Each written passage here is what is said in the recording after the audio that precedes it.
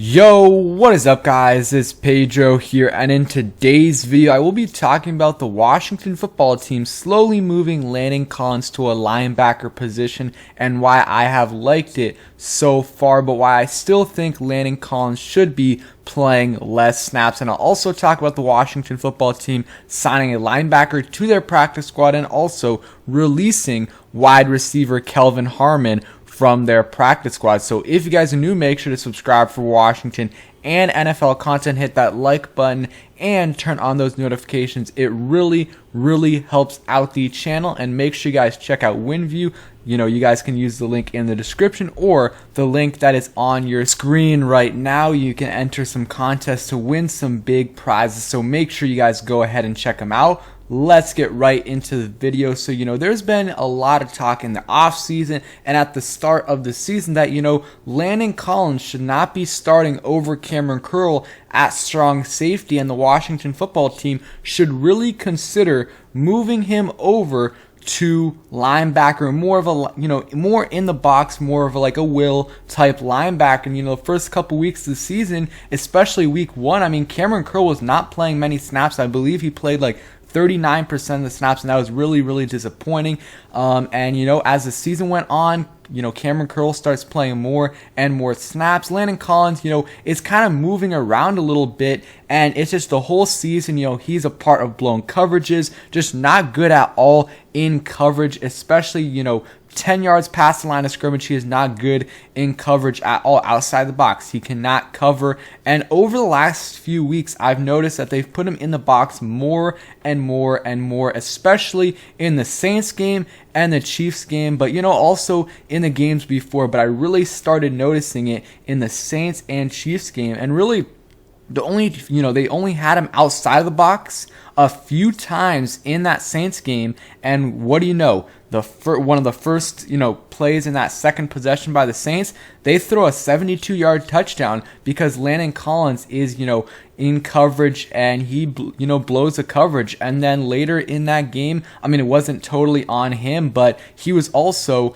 in coverage on that Hail Mary as well. So the 2 times he was out of the box and he was kind of playing a safety position, they, scored 2 long touchdowns, 250-plus yard touchdowns. So I think we can, even though the last couple weeks the defense hasn't played great, I think especially in the Chiefs game they did play a little bit better. They didn't have any, huge blown coverages where there's just no one near the guy. William Jackson did have one where he just got flat out beat. It wasn't really huge blown coverage there, but I think moving Landon Collins to a will linebacker position is really the only way to put him on the field. And I like what they've done with him because he does have some skills that are useful at the will linebacker position. He's solid in the run game. He's solid in the box. He's not good in coverage, but he's okay in coverage when it's, short to intermediate, in the short to intermediate passing game. So if you get him in coverage, 10,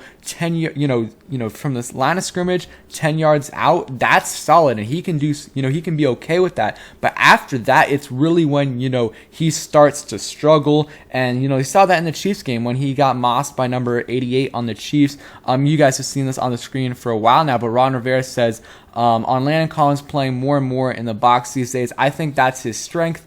And, it also allows you to play Cameron Curl more and more. So I'll show you guys a few plays. Hopefully there's no copyright rules on this, but you're going to see, Landon Collins is lining up in the box right here against the Chiefs, and you see, what he's able to do in the run game. Not always, but, this is what we, wanted him to be, and that's a great play right there, tackle for loss. And, we could definitely use that, especially now that John Bostic is out. I would really like, continue to have Landon Collins at that linebacker type position. I still, though, think that, he doesn't need to be playing 80+% of the snaps. I don't think that is necessary. I'll show you guys the play one more time, and then I'll look at the snap count real quick. I'm thinking, 70% would be the sweet spot for Landon Collins, because then you can really put him in situations where he'll have a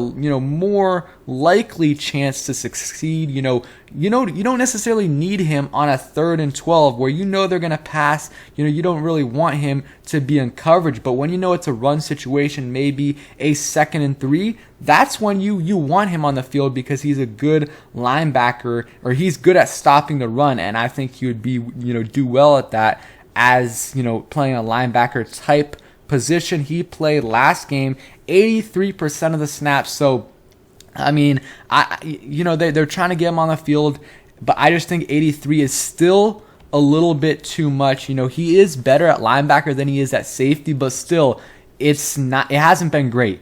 It hasn't been great, and one thing, they're not really labeling him as a linebacker, but if you've been watching the film, you see where he lines up. He's been playing linebacker the last couple weeks, and even throughout the weeks before that, he was occasionally lining up in the box as well. But 83% is a little bit too high for me. I would say 75, 70% of the time would be good. And as the season goes on, Jamin Davis maybe eventually will be at like that 65%, 70% of the snaps, and maybe Landon Collins will be at like a 65 or lower of the snaps. That's what I would like to see. Generally, like I said, he's not great in coverage, but you see here, bottom of your screen, he's able to be okay in coverage. Or no, he's not in the bottom of your screen. Sorry, he's right here. But he's okay in coverage from the line of scrimmage to 10 yards out, and you'll see him right here doing an okay job right here. I believe it's on Travis Kelce. He got juked out of his shoes early or later in that game, or maybe it was earlier in open space. He's not amazing in that, but coverage, short to intermediate coverage, he's okay at. You still don't want him necessarily against their best pass catchers, but he is okay at that, and I think that's something you can have him do. Put him at will linebacker. That's what his fits his skill set best, and there's just no reason for him to play strong safety over Cameron Curl. We saw what Landon Collins is doing at safety, especially in coverage. He's just getting beat a lot, and I'm happy that the coaching staff realized that, and the results haven't been here yet, but I do like what they're doing, and I think it will help us.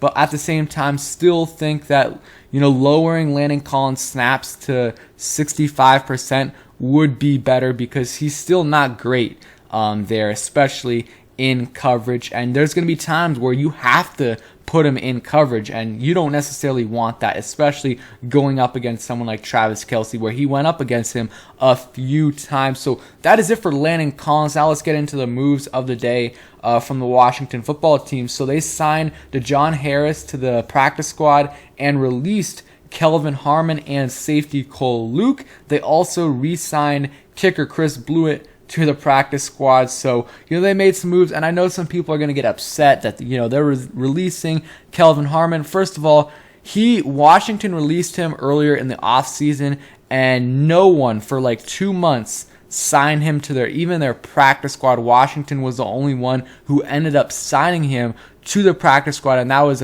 a month and a half later. So the teams don't really like him that much. I really liked his skill set coming out of college. Really unfortunate that he got hurt, because I thought he was going to have a pretty big year last year, but obviously got hurt. So unfortunate for him. Also released Cole Luke, but we'll see what DeJohn Harris does at the linebacker position. They're thin, so he could be called up, because Jared Norris he's on IR, and then they're re-signing Chris Blewett. You got to have some insurance. You got to have some insurance at the kicker position in case, they get the virus or they get hurt. And also, Dustin Hopkins just isn't great. So, the Jaguars did release Josh Lambo, who, didn't have a great year this year, but he's been an all-pro kicker and had some really, really good years for the Jaguars. So maybe that's something that Washington can do. But I ultimately think they're going to stick it out with Dustin Hopkins until the end of the year. But hopefully after that, they're done with him, because we do not need him. We need a better kicker. So thank you guys for watching. I hope you guys did enjoy the video. If you did, please hit that like button, subscribe if you guys new, and turn on those notifications so you never miss a video. And let me know any video suggestions you guys have for me. And go ahead and follow my Twitter. I'll follow you guys back. Peace.